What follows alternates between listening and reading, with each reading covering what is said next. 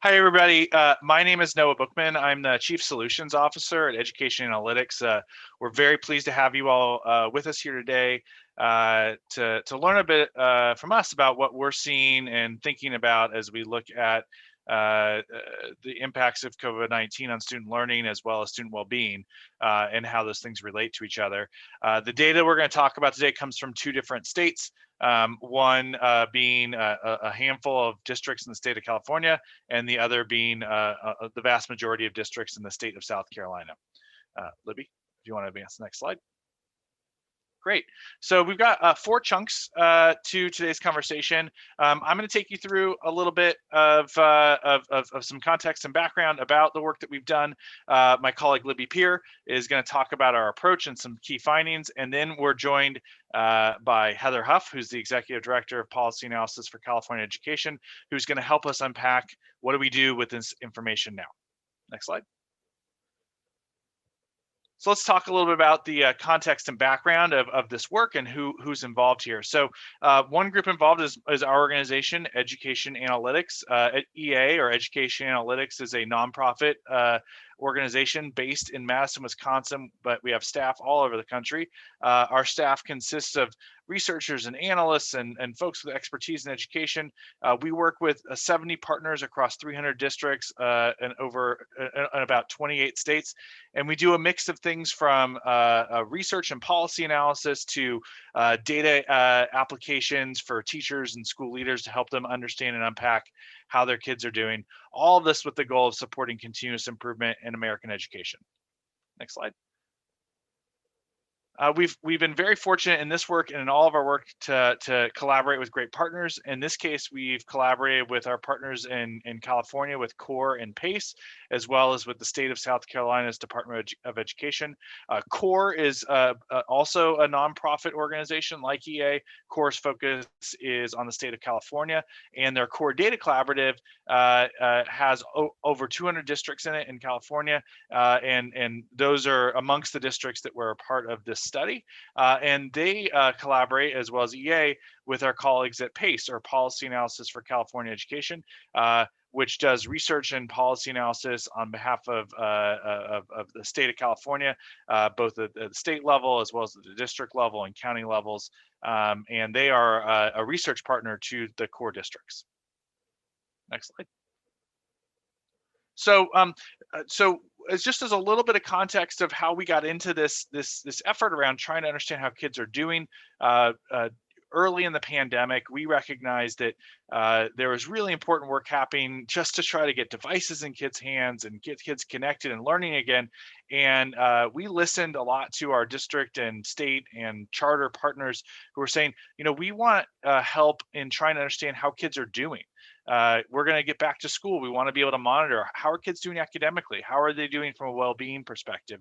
And so we launched work on what we call the Rally Analytics platform, which is the impetus to really collect data and the use case for collecting data around kids' academics in terms of their interim assessments, as well as students' well-being through surveys. All that services in our Rally application, which has also allowed us to collect data to help us understand more broadly how kids are doing in California and in South Carolina. In this webinar, we're going to share some of those findings, but this has been the impetus for that. And if you want to click, we have an animation here that shows really, one of the things that we'll talk about today is this notion of learning lag. And we'll get into how we think about learning lag and learning acceleration.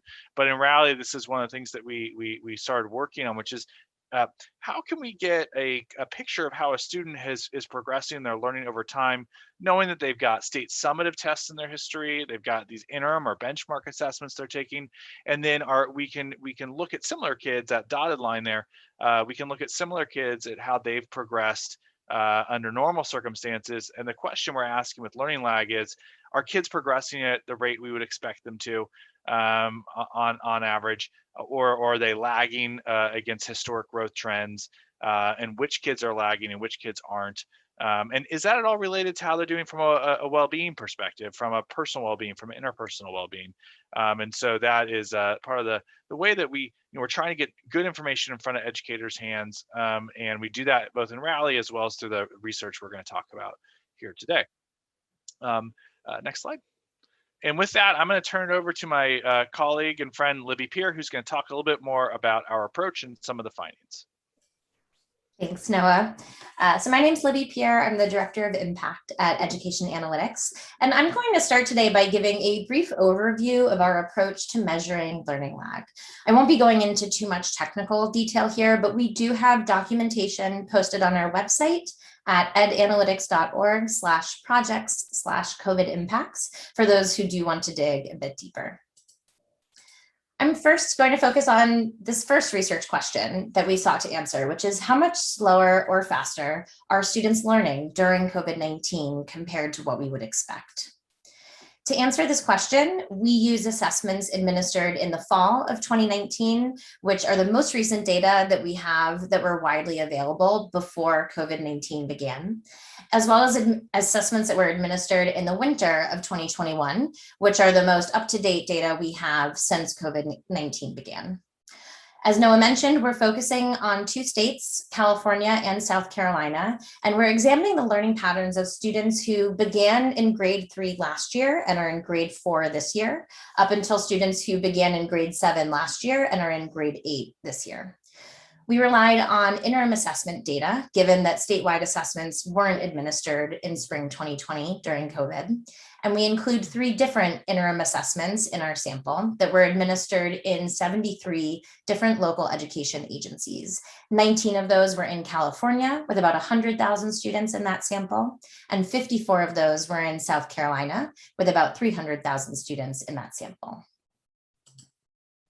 At a very high level, our approach involves 3 steps. So the first thing we do is measure students' academic growth from fall 2019 to winter 2021, which we refer to as the COVID-affected period. I'll go into a bit more detail about how we measure growth in a moment. Next, we measure students' academic growth from that same fall to next winter time period, but in the 2 prior school years, which constitute the pre-COVID period. And then we compare that COVID-affected growth with the average pre-COVID growth to calculate our learning change measures. And this diagram visualizes these 3 fall to next winter time periods, and then the comparison that we make in this 3rd step. One thing to note is that for simplicity, we label each winter with the second part of the relevant school year. So winter 2021 refers to the winter of the school year from 2020 to 2021. A little bit more in detail on our approach to measuring growth. So we compute the growth models separately for each state, subject, meaning ELA or math, grade, and assessment. For each student, we calculate a predicted post-test score based on that student's pre-test score and based on that student's demographic information, including their English learner status, their economic disadvantage status, their disability status, and their homelessness status. We then measure growth as the difference between the student's predicted post-test score from our models and the student's actual post-test score. We then average those growth measures across students who are in the same state, year, grade, subject, and assessment to provide an overall growth estimate. And that's how we compute growth in both the pre-COVID period and the COVID-affected period. When we calculate our learning change measures, we're comparing growth from year to year for students who are in the same grade, subject, and local education agency, which means that our measures are comparing different cohorts of students. A couple of other things to note about our approach. By controlling for prior achievement and student demographic characteristics, our models account for differences among these cohorts in terms of those factors. Also, by estimating learning change separately by local education agency or LEA, and then averaging across LEAs to produce an overall learning change measure, we're avoiding problems that can arise from changes in the composition of students by LEA in our sample. And finally, one note about the terminology that we're using. We opted to use the term learning change to refer to our overall measures that compare COVID-affected growth with pre-COVID growth. We use the term learning lag to refer to when growth is slower in the COVID-affected period compared to the pre-COVID period, and the term learning acceleration to refer to when growth is faster in the COVID-affected period than the pre-COVID period. Rather than using the term learning loss, we chose to use these terms to underscore that a lag in learning can take place even as students continue to gain new skills, build new knowledge, and learn and grow. As well as to emphasize that learning that has been delayed during the pandemic can be recouped through intervention and through instructional strategies. Our second main research question asked about what we can learn about students' well-being during the pandemic.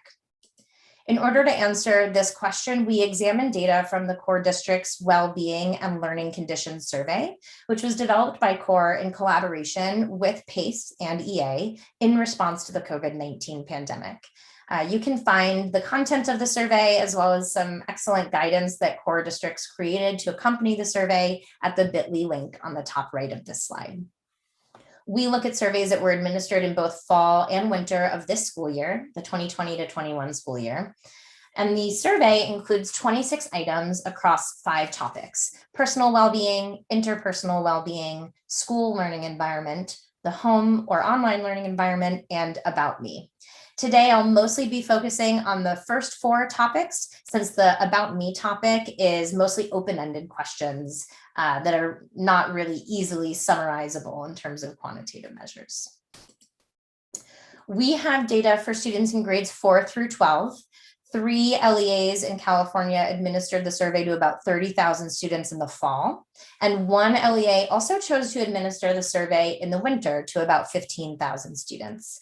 The fall survey was asking students about their experience last school year, last spring, when COVID first closed schools. The winter survey was asking students about their learning conditions and well-being during the current school year up until the winter when they took the survey. And next, I will pivot over to highlighting a few of the key findings from these 2 research questions. We will have 2 reports that PACE is releasing on June 8th, one for each of these 2 topics, the Learning Lag report and a Wellbeing report, and you can also find links to those reports on our website as well. So first, we'll look at the results from the learning change measures. When we average our results across both states, we find that students' learning is lagging behind by about 2.5 months in both ELA and math, with a typical school year lasting 9 months, to give you a sense of the magnitude of that result. But importantly, we do see differences across states, across grade levels, across subjects, across assessments, and across student groups. And I'll briefly highlight some of those differences next. One thing to note about this metric we're using, months of learning, this is an approximation that we use in order to help us summarize results across 3 different assessments that have 3 different scales. And it also has the benefit of helping convey a sense of the magnitude of the results. And although it does help aid in interpretability and intuitiveness, it's also an approximation. So it shouldn't be literally interpreted to correspond to a specific number of weeks or months of instruction. So first, our findings in California. We find on average across grades and assessments, students experienced learning lag of about 2.6 months in ELA and 2.5 months in math. Although you'll notice in grade 8, the iReady assessment in ELA and the STAR assessment in math suggest learning acceleration rather than learning lag in those subjects for that grade. When we look at the results for students who are in specific subgroups, we find in California more severe learning lag for students who are English learners, who are economically disadvantaged, and who are low prior achieving. We find slightly more learning lag on average for students with disabilities, but these results vary a lot between different grades and assessments. So in general, it's hard to suss out a systematic pattern for these students. We also find slightly more learning lag for students experiencing homelessness, but this is generally a pretty small sample size. And finally, we find that students who are Native American and Pacific Islander, Black, and Latinx experienced more learning lag, but The Latinx group of students is by far our largest in terms of sample size. The Native American and Pacific Islander group of students is quite small in our sample. When we look at our results in South Carolina, we see that on average, across grades and assessments, students experienced about 2.3 months of learning lag in ELA and 2.0 months of learning lag in math. We don't see the same evidence of learning acceleration in specific grades in South Carolina as we did in California. In addition, in South Carolina, we had information for most students about where they took the winter assessment. So this first set of bars compares the students' testing environment, where they actually took the assessment in the winter. And what we found is that students who completed the post-test remotely experienced more learning lag in ELA than students who completed the test in person, though we didn't find this difference in math. And then across the board, we generally don't see the same equity gaps in our South Carolina sample that we found in the California sample. And that's especially true in math, where we don't see systematic differences between students in specific subgroups and students who are not in those subgroups. So again, want to emphasize that although we try to generalize and summarize our results, there are a lot of important differences at the state level, at the grade level, at the subgroup level. And in general, we believe that these findings should be used at the district level and state level to help inform policy decisions. But it's most useful to be able to see the actual data for the students that a particular agency is serving. Next, I'll highlight a few of the key findings from our second research question about student well-being. This plot shows the average score on a 0 to 4 Likert scale across students in grades 4 through 12. And the results here are displayed based on the grades students are in this current school year. These dotted lines show the average response for each of the 4 topics across grades, whereas the solid lines are connecting the dots, showing the average response for students within a given grade. Younger students in general tended to respond more positively than older students did in terms of their personal well-being, which is the blue line, and their home/online learning environment, which is the gray line. But older students responded more positively than younger students did on their interpersonal well-being, which is the gold line. Here we show results for 4 specific items within the personal well-being topic. These items ask students, during the past week, how often did you feel happy, worried, sad, and hopeful? The chart on the left shows how many students responded positively to each of these items, which means they used the top 2 categories on the 5-point rating scale. We show the results here for students in grades 4, 8, 12, and then overall. On the right, we show the average response across each of the grades. One thing to note is that items 2 and 3 have been reverse coded so that a higher number always indicates a more positive response. So for instance, item 3, overall 61% of students responded that they were never or once in a while sad. But for item 1, 58% of students said that they were always or frequently happy.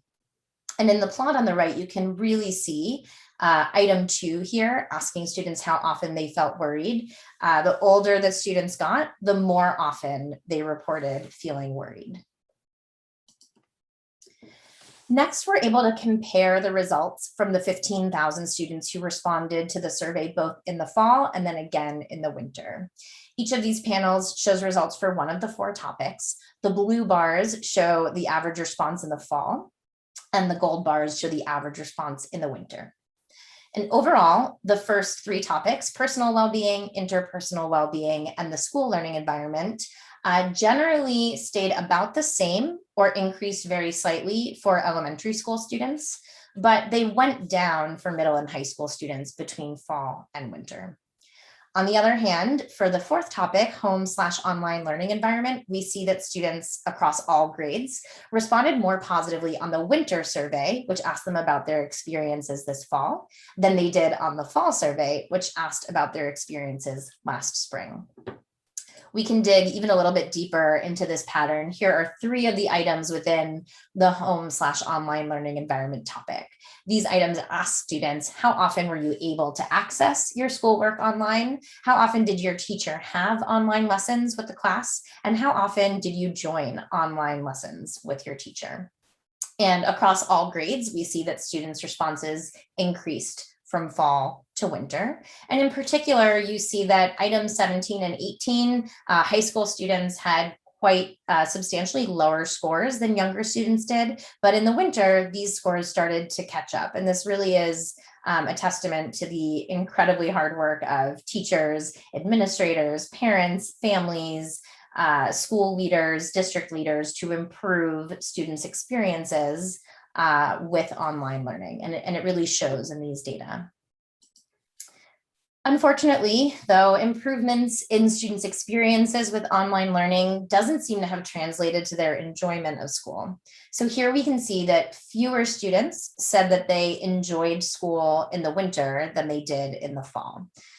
One thing we don't have, though, is data from prior school years on these same questions, because this survey was developed and designed in response to COVID-19.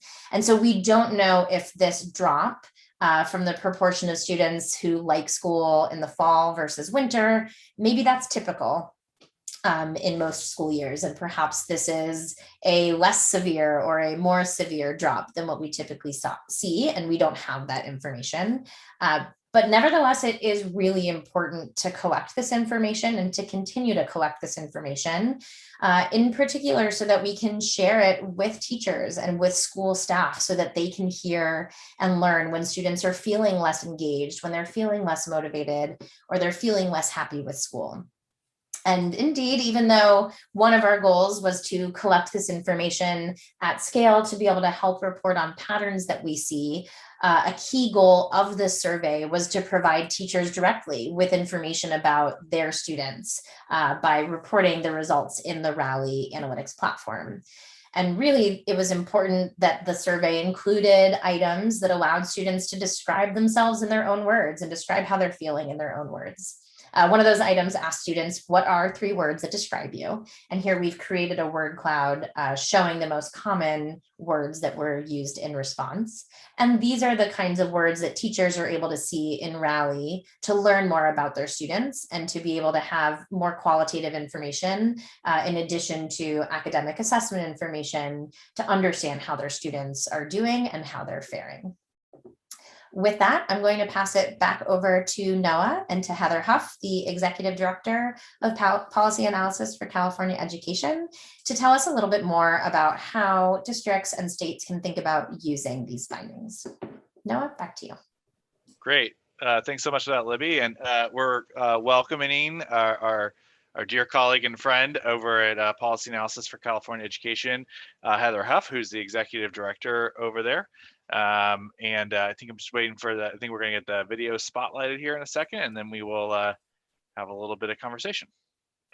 Hi, everyone. Thanks, Libby, for that excellent overview. Great. Well, again, thanks so much, Heather, for joining us here in the conversation today. We know you've spent a lot of time thinking about these data, as well as districts and states and schools and how they should be thinking about this kind of information, reacting to it. So that's a lot of information. I'm curious about, like, you're in conversations all the time with district leaders and state leaders. What advice do you give them about how they should be thinking about how kids are doing and learning lag and well-being? What advice do you generally give? Well, it's been so different during different phases of the pandemic, and I think it's worthwhile to kind of think about how this data can be useful at the different phases. It was really important when some of these findings first came out around January of this year. We really didn't have good information about what the overall impact of the pandemic was. And that points to just knowing at a high level what's happening is really important so that we can then allocate resources, and we can allocate resources in the appropriate kind of targeted way.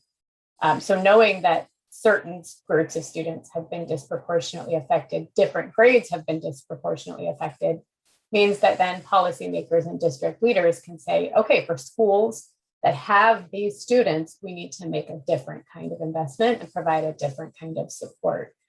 And I think now that we're looking forward to recovery, this information can similarly be useful for thinking about how recovery is happening and for which students, and what kinds of interventions need to be put into place to help students. So as I'm talking specifically with district leaders, a lot of what we're talking about is how you use this kind of information at different levels of the system to make those decisions. So at a district level, knowing that you have these kinds of patterns can help you to provide different kinds of supports to schools based on it. But at a classroom level, this kind of information provides even more actionable support for helping educators know where specific skills are missing, and where specific students need additional instructional support and on what specific topics. There are a lot of new resources coming toward school districts. They're kind of they're coming at different paces depending on the state that you're in, or the district that you're in, and the county you're in. But they're one-time dollars, and I'm curious, as you've talked to district leaders and county leaders who are working with school districts and charters, like, what advice have you been giving them about how to think about those resources? I mean, clearly there's some things that just need to happen to make improve the cleanliness and infrastructure and things of that nature. But when we think about students' instructional needs, their learning needs, their well-being needs, what advice have you been giving?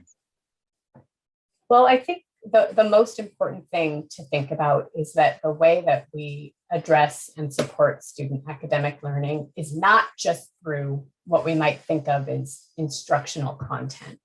This past year has been unprecedented for students and educators and parents alike, but we know that it's been hard for students. Students have been disconnected from school spaces. They've been disconnected from relationships.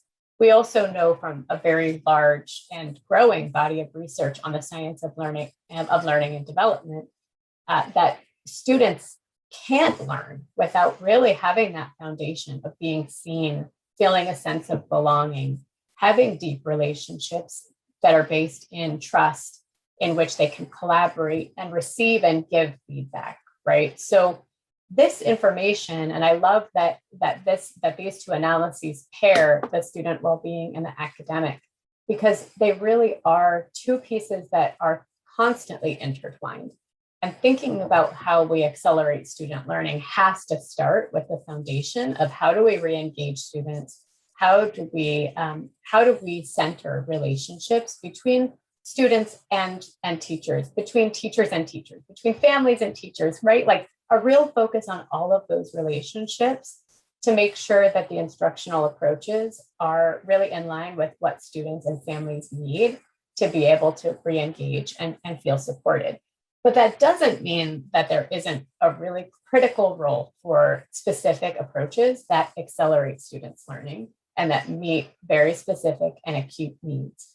So there's a lot of research and documentation that's rising up out of the field. PACE put together a big report called the Restorative Restart that highlights the concrete practices across a number of dimensions that can make sure that we center the relationships, that we assess student needs, that we meet those needs, also that we provide an infrastructure for making sure that high quality instruction is happening in every classroom, that centers student voice, that centers collaboration and feedback, and is really personalized to student need.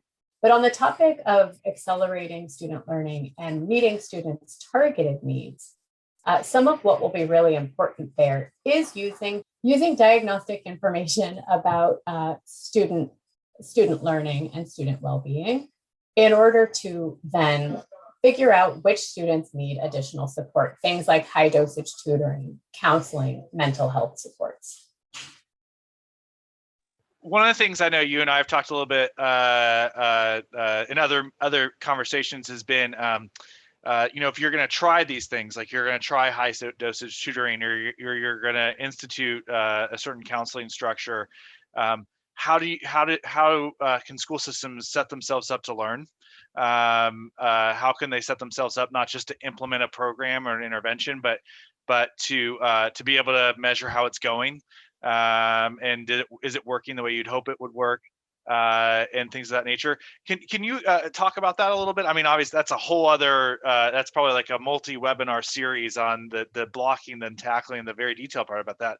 But can you talk a little bit about kind of how that features into the way that PACE tries to guide folks on this piece? Absolutely. And it is a critical aspect, particularly as we're looking at this incredible infusion of money that's designed to meet an acute need, but that we also want to be used to catalyze this transformation. So a lot of districts are asking, and should be asking, how do I know what works? How do I know if the things that I'm doing now are working? And then already looking ahead, how do I know which of those things I need to make sure I keep moving into the future to continue to accelerate learning? Because I think it's important to note that these new gaps that we're seeing in the data, they're exacerbating differences between student groups that already existed. So if we can crack this nut and figure out how to accelerate student learning at scale, that's something that will serve all of California's students well into the future. So how to do that? It starts really with a clear understanding of what you're trying to accomplish. So I'm doing a tutoring program for these specific students, and what I'm expecting to see is that their learning accelerates by some measurable proportion. Being able to really articulate for every type of intervention what it is that you're hoping to see. And then from that, you can begin to build a measurement strategy around that. And it starts with things around implementation. Are the students that I most want to participate in the intervention, are they participating? Are they attending? And then being able to monitor into the future, are they learning? What's the impact on their learning? And if you're not seeing the kinds of response in their learning that you want to, how can you switch and modify your plans to make sure that you're getting those outcomes that are desired? Yeah, and this is a age-old challenge in education, and I think it's an opportunity, as you're saying, to really be focused around it and saying, all right, so we're going to try high dosage tutoring to move some particular set of kids from point A to point B, or we're going to implement. We know some kids are disconnected from school, and so we're going to implement some intervention to try to improve their sense of connection. That gets even harder to measure in some cases. When you think about that, obviously there's like, infrastructure is a big word nationally right now, and what counts as infrastructure, what doesn't. But there's an infrastructure you need to do that kind of work, there's the measurement infrastructure, there's the tracking of interventions. What have you seen stuff that's like? I guess have you seen things that you're like, yeah, that's going to help you do this, or do you have a sense, or can you say a word or two about things that you think are like districts just need to have? Like, does every district need to have a diagnostic and benchmark assessment system? Like, are there things that you think are necessary to have in place, but not sufficient, but necessary in order to do this kind of continuous improvement work? I think that an appropriate role for a district is to be monitoring achievement across school sites and to support schools to do different kinds of work as needed. And that includes, providing certain kinds of professional learning, providing district supports for educators, providing additional kind of staff, but also just monitoring the impact across schools. And without some kind of consistent assessment that's being administered across schools and that's being analyzed centrally, it's very hard to know how students are doing. So I think one of the things that's encouraging, that the pandemic does not have a lot of upside, but I think sometimes it's important to look at what are some of the innovations that we've made that we can actually hang on to drive improvement into the future. And I think that one of those is the fact that so many districts across California have started implementing interim assessments that were not implementing interim assessments at scale before. That provides an incredible source of information about how students are doing, that provides such good knowledge and can really be transformative if used properly. But always with data, it's about how you use it. It's about the system that you build around the data to make sure that you're learning from it. But I think that interim assessments are a critical way to do that. I also think that we have a lot of information in schools already that we don't always take good advantage of. So even just something like attendance, you can use student attendance by period in the secondary and upper grades, by day. There's all kinds of ways to think about just something like attendance data and what it tells you about how students are engaging. But in addition, while I think a lot of districts have started building up this infrastructure around regular data collection, it's much less common for districts to have a data collection mechanism around implementation, which students are getting what. And if you want to be able to do an evaluation of, did I put in, districts are talking about lots of support. So let's say they put in high dosage tutoring and mental health supports and specific kinds of group activities or expanded learning opportunities. And they want to know, did this work? How the only way that you can even begin to investigate the impact of something like that is if you're collecting data about which students are participating in those activities. And that is something that I think has to happen if we're going to be able to really track implementation and effect, but that's harder to come by currently across the state. Yeah, appreciate all that. Thanks, Heather. One last question for you. If we're sitting here a year from now, what are you hoping to see? I mean, how would we know that kids have made gains? In California, a little tricky, right? Because some kids are going to have taken the summative CASP assessment this year, some not. I guess, what are you expecting to see throughout next year, or hoping to see throughout next year and at the end of next year? Well, I think my dream is different from the reality. I think, my dream would be that we had a consistent data system across the state that we could use to analyze differences by district and to really monitor the recovery of California students. We don't have that. And so I think what I want to see is many districts coming together with the core districts, with EA or with others, to pool their data and be able to share their learning. My dream would be, even without a statewide data system, that we do see an acceleration of student learning for particularly the students that have been harmed by the pandemic and the related school closures and distance learning, and that we would be able to connect that to some of the specific investments that districts have made. I think it's really important to note that California schools have been persistently underfunded over time.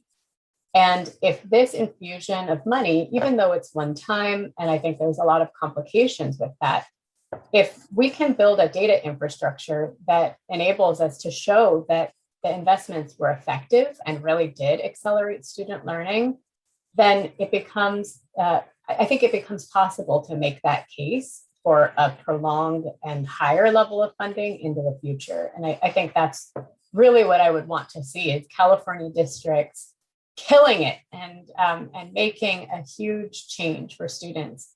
And then us all deciding as a state and as voters and parents and educators that that's something that we want to keep into the future. That's great. Yeah, that's really helpful too. I mean, I think that kind of ties things together between knowing the challenges we're facing, trying things that have good efficacy behind them in a way that is measurable, and then seeing the results and having that be the case for continued strong funding for education in states like California and elsewhere. I'm gonna see, we have a little bit of an opportunity here to see if there are any questions from the audience. If folks want to put a question in the question box, my moderators will let me know. Our colleague Nicole Wilkins will share those questions out if we have any questions from the audience. So we have a little bit of an opportunity for that. Great. We have a question about the study, which is to what extent did we take student location into account in our analyses? I'll actually maybe we can bring Libby back on to kind of talk about that piece. Yeah, so in South Carolina, we did have information for most students, but not all students, on where they took the assessment. We didn't have information about students' learning environment, whether students were learning predominantly in person or predominantly remotely. In California, we didn't have information about where students took the test, but we know that everyone was still learning remotely, or at a minimum, they were in a hybrid environment where they were predominantly learning remotely. But one of the things that we're really interested in is being able to get more systematic information at the student level about not just where they're testing, but where they're learning. We know that students who are testing remotely are more likely to be learning remotely in part or in full, but we'd really love to be able to better disaggregate these results by information about where students' learning has been taking place, particularly as we get further into the current school year. Thank you. Is it okay to come off mute? Yes. Okay, cool. I also am curious if you could expand a bit on the difference in key findings between South Carolina and California, and was there a different balance of tests used in either location? Yeah, that's a great question. And Mike, I certainly would invite you to jump in and add more detail to my response. So in both states, the MAP assessment was our largest sample size across the three. In California, I'll just toggle back to that slide so we can look at it while we're chatting through it.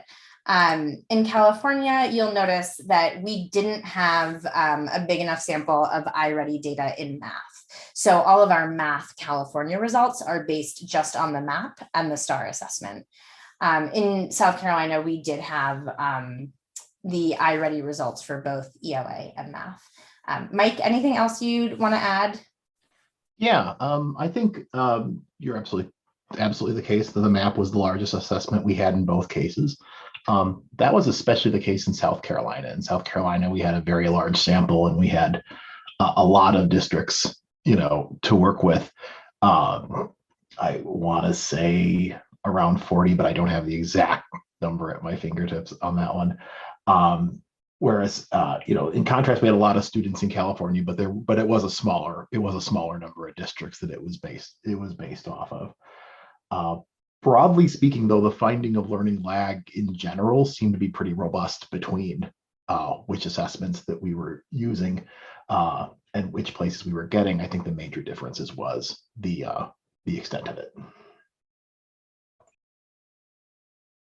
Thank you. Thank you so much. And I think it's going to be in the report that you alluded to, but could you talk a little bit about how you combine scores and what the standardization process you use? Mike, do you want to? Yeah, I should field that question. Yeah. So what we used were norms that were in the technical documentation for the assessments. In most cases, particularly in MAP and iReady, but also to some degree in STAR, what we actually did was just look at, what is typical growth, from say the fall to winter, and I'm sorry, actually it was what was typical growth from fall to spring, and then we based our measure of months of learning off of that. In a few cases in the STAR, we instead looked at a standard deviation of achievement within a year, and then used what we've been seeing in the research on how that translates into months of learning instead, and use that instead. If you want to know, well, which one did we, why did we use one in one case and the other in the other case? We wanted to be a little bit careful. So we used whichever one, define months of learning as the larger number of scale score points between the two approaches. Usually that meant we would use the growth-based version rather than the achievement-based version. And that's because we wanted to be careful. We didn't, especially since that becomes sort of the divisor in how we create months of learning.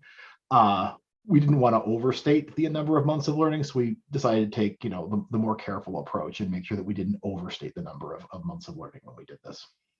Yeah, I loved how Libby described it earlier. That's perfect. It's like, it's helpful, and then it's also another extrapolation. This was really interesting. Yeah. Thank you so much. Yeah, we're absolutely extremely aware that, yeah, the months of learning part, it does seem to be like what people grasp and what's intuitive, but we also wanted to be extremely careful while we do that, while still, as Libby even mentioned in her presentation, be aware that this is an approximation. Great. We had a couple of other logistical questions about where to find documentation in these reports. We in the chat, which Ed Policy INCA or edpolicynca.org is a great place to find these materials about that PACE is published, like the piece they put out, which I also put in the chat box. About reimagining, rebuilding is there. We're going to be also releasing comprehensive reports, as Libby mentioned in the chat, and technical documentation when those reports are going to be released tomorrow on our site, which Libby put the link in the chat box too. With that, I think I'm going to turn it over to Libby, who's going to wrap us up for today. Great. Thank you, Noah. Just want to take a moment to say thanks everyone for joining us today. We were intentionally a small group. We really appreciate the opportunity for you all to ask any burning questions you had. A big thank you to Heather for joining us as well and sharing your invaluable thoughts on how to think about what to do at this juncture. And thanks to the collaborative communications team as well for helping us orchestrate the event today. We will be also posting the webinar as a recording on our website as well over the next several days. So thanks again.